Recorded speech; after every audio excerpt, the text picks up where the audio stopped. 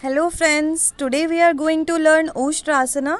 उष्ट्रासन के अभ्यास के लिए सर्वप्रथम वज्रासन की अवस्था में बैठें। दोनों घुटनों पर खड़े हो जाएं, भुजाएं आपकी बगल में रहें।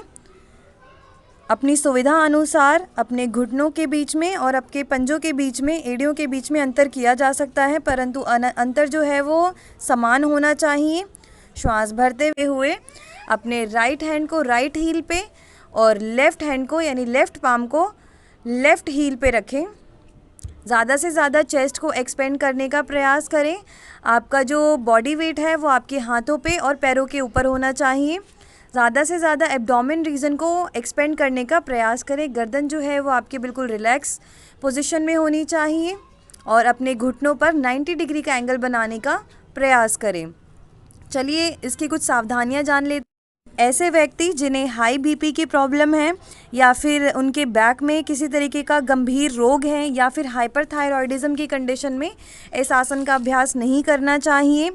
बेसिकली इसके कुछ बेनिफिट्स हैं जो इस प्रकार हैं।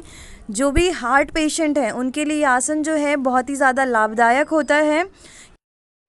इस आसन का अभ्यास करने से हमारी हार्ट वेसल्स जो हैं वो पूरी तरह से एक्सपेंड होती हैं। कई बार हमारी आर्टरीज़ जो हैं उनमें फ़ैट एक्यूमुलेट होने की वजह से ब्लॉकेज आ जाती है और ब्लड सर्कुलेशन प्रॉपर नहीं हो पाता। तो इस आसन की हमारी वेसल्स और आर्टरीज़ जो हैं उनको पूरी तरह से स्ट्रेंथनिंग मिलती है।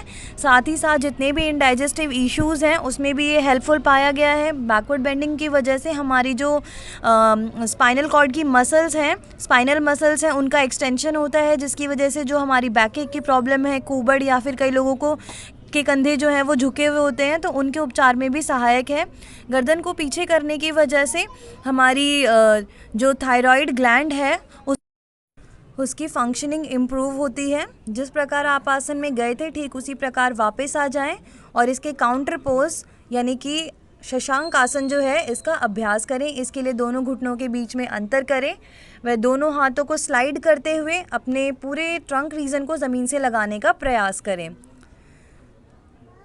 जैसे कि उष्ट्रासन जो है वो बैकवर्ड बेंडिंग पोज है, उसके तुरंत बाद फॉरवर्ड बेंडिंग पोज का अभ्यास करना जो है बहुत ज़्यादा ज़रूरी होता है। तो उसके तुरंत बाद अगर आप शशांक आसन का अभ्यास करें तो यह करना बहुत ही आसान होता है।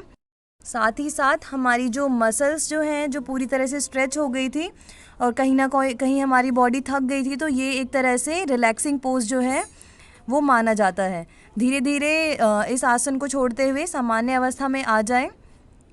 शुरुआत में इस आसन का अभ्यास 10 से 15 सेकंड के लिए करें और धीरे धीरे अपनी क्षमता के अनुसार उष्ट्रासन के अभ्यास को आप बढ़ा सकते हैं।